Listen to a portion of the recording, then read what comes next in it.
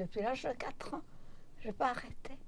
Et au piano, où j'étais bien avec mon piano, j'écoutais les musiques, je respirais, tout partait. C'est curieux ça.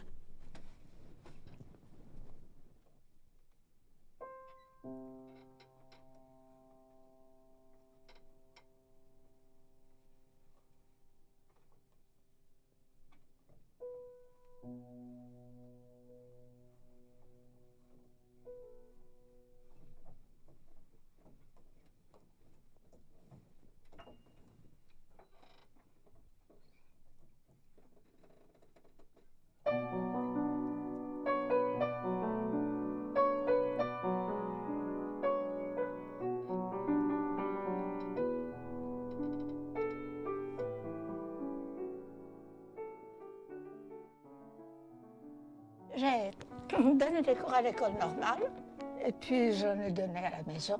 Ouais. Il y avait des élèves arrêtés, stoppés complètement parce qu'elles ne savaient pas se relâcher. Et Cortot s'est dit tiens, je vais faire une méthode justement qui va permettre aux élèves de se relâcher. Toute une technique, une gymnastique.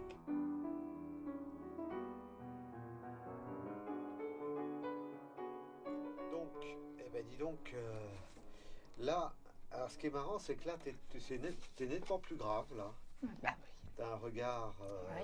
Ça dépend du photographe. Bah, c'est le même, hein, puisque t'as la même tenue.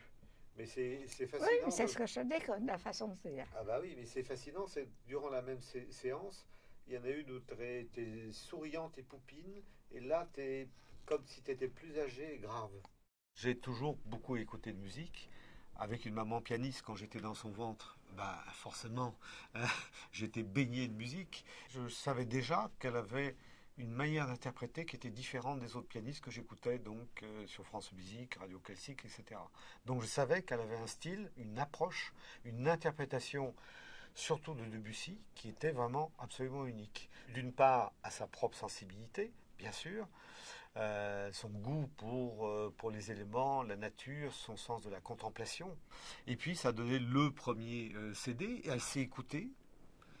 Et puis s'écoutant, elle a progressé. Ça veut dire qu'on peut progresser à 90 ans. Et puis de là, c'est enchaîné le second, le troisième, le quatrième et bientôt le cinquième qui va sortir au printemps. Mes grands-parents avaient une maison dans Lyon. Et quand je suis venue ici, j'ai retrouvé l'eau. Non pas Lyon, mais la Seine. Et j'ai pu regarder de l'eau. Ça, c'était important. Donc, c'est important de continuer la vie avec les images de l'enfance.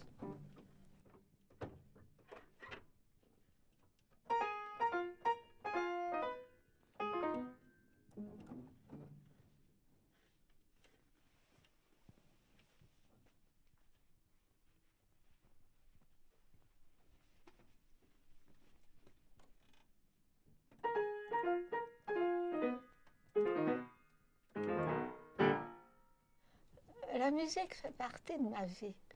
C'est plus agréable d'entendre le piano, d'entendre une voix ronchonneuse ou je sais pas quoi. Vous voyez ce que je dis? Donc, c'est une musique.